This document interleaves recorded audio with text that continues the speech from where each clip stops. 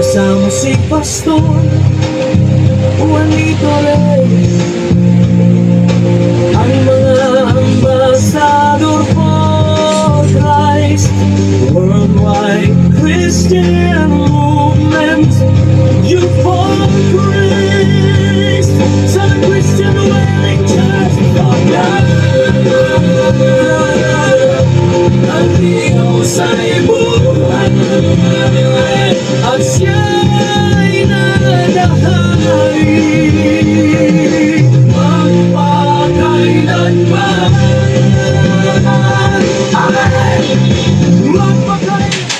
Magandang umaga po sa inyong lahat, brother and sisters. Ngayon umaga po ay babahagi natin ang banal na salita ng Diyos mula dito sa The Christian Dwelling Church of God.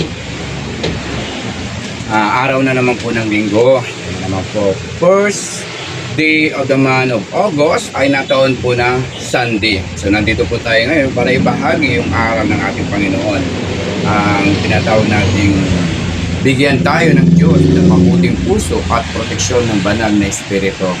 Alam po natin kasi mga kaibigan, na ngayong paksa natin ito na ibinabahagi ngayong umaga ay magiging banal ang bawat isa.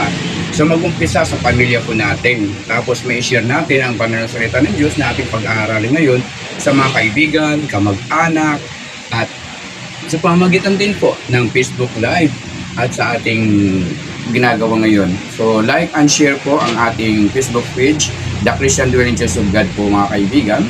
So ito po ang ating ibabahagi ngayong umaga bilang pastor o preacher ngayong umaga. Ay napakaganda po ang topic na ito sapagkat umpisa of the month ay unang linggo po ay 1 ng March. Kaya bago tayo mag-umpisa po mga kapatid sa pananampalataya, tayo po manalangin.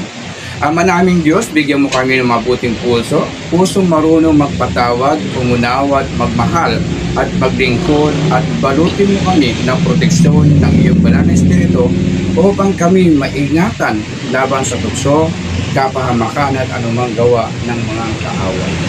Amen po. So, sana ang aral na ito o mensaheng ito ay magsilbing gabay natin sa araw ng linggong ito sa loob ng isang linggo. Okay? Dahil sa darating na linggo, iba na naman po yung ating topic. So, ito po ang aking ibabahagi sa inyo na makukuha natin sa pamamagitan ng versikulo.